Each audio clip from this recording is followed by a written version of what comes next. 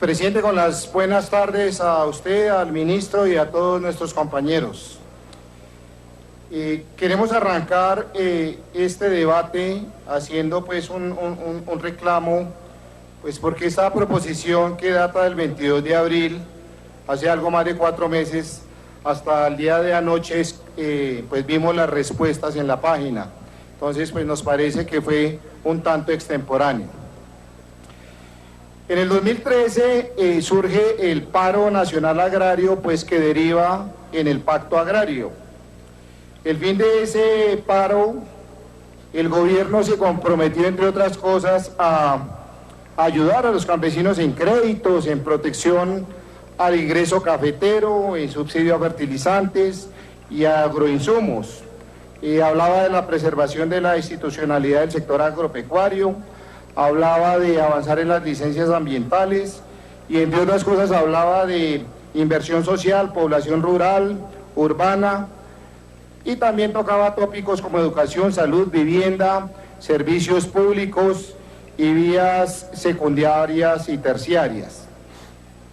En ese pacto agrario hay que decir que la información que tenemos de la página del ministerio, pues se presentaron alrededor de 98.550 propuestas, más de 10.000 organizaciones en 641 municipios se tomaron la tarea de enviar información para lograr pues acceder a todo esto que se había comprometido el gobierno.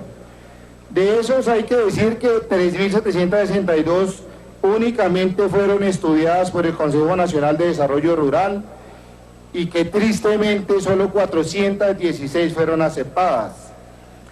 Digamos que cómo le fue al país en esto.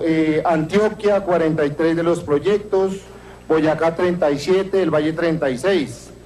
Y los que no accedieron a ninguno de estos estudios fueron Amazonas, Guainía, Vichada, San Andrés y el Guaviare. Pero analizando también los resultados de este pacto agrario, resulta que hay datos curiosos. La resolución 397 del 2014 decía que había unas actividades elegibles, entre esas pues que se tendría que tener en cuenta algo así como hablar de siembra, de renovación de cultivos, de maquinaria, de sistemas de riego y de transferencias de productos. Finalmente, y haciendo un análisis a todos esos proyectos que se presentaron, pues vemos que se les dio el trato a unos departamentos diferentes y a otros no. Entrando al tema del tercer Censo Nacional Agropecuario, en donde recojo las palabras del ministro, pues se voló por instrumentos durante 45 años, estamos hablando que desde el 70 no teníamos un censo, y hay que decirlo en gracia de discusión, fue un censo juicioso, en donde 25.000 censistas llegaron a algo más de 113 millones de hectáreas en la llamada área rural dispersa. Se tuvo una cobertura del 48%, 1.101 municipios, que incluía pues San Andrés, los resguardos indígenas, las comunidades negras y obviamente los parques nacionales. Y arrojó algo que para nosotros no debe ser una sorpresa.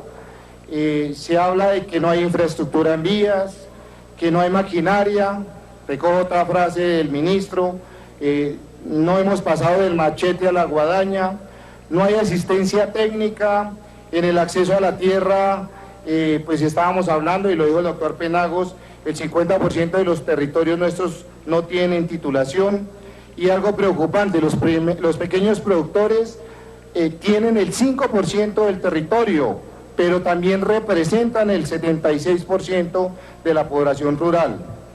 En el acceso al crédito, también el ministro dio ayer unas cifras que tocaría revisarlas, y frente a eso vamos a hacer unos paralelos que nos parecen importantes. Colombia es 2 veces Ecuador y tiene un presupuesto para el agro que es algo cercano a los 2 billones de pesos, en donde pues aquí estamos luchando por tener casi 1.5. Dentro de esas consideraciones, los países asiáticos están buscando, porque producen solamente el 40% de todo lo que consumen, y hemos encontrado grandes compañías que vienen a suplir ese excedente. Se decía que la seguridad alimentaria, la FAO dice que somos una de las 7 reservas mundiales agrícolas como potencia, pero tristemente importamos más de lo que exportamos. En el discurso se dice que hay una deuda histórica del campo, que el futuro del país tiene que pasar por el campo, que nosotros nos tenemos que acordar del campesino 3 veces al día, pero entre el discurso y el recurso hay una contradicción grande. Aquí no entendemos bajo esas percepciones que presupuestos como el Ministerio del Medio Ambiente se le hayan recortado 24.000 millones de pesos, el de Minas 632.000 y el de Agricultura algo más de 1.8 billones de pesos. Entonces vería uno y haría unas consideraciones importantes.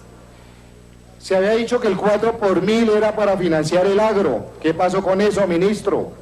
Se dijo que había 1 billón de pesos para el pacto agrario y habría que ver si se les giró a esos 476 estudios que se hicieron, si ya les llegó el dinero. Se habló de que había 500.000 millones para el programa de economía familiar campesina. El presidente Juan Manuel Santos en su discurso dijo que había algo más de 4.1 billones para el campo. En el Plan Nacional de Desarrollo hablamos de 2.8 billones y estamos tratando de llegar a 1.5, en donde pretende el gobierno nacional que ese 70% de esos recursos los del sector privado. En un país donde cae la inversión extranjera en el 43%, en donde cae la inversión del portafolio en un 87%. Representante, ya pasó los 5 minutos, acuérdense que son 10 por partido. Continúa con el uso de la palabra, pero en detrimento de su compañero.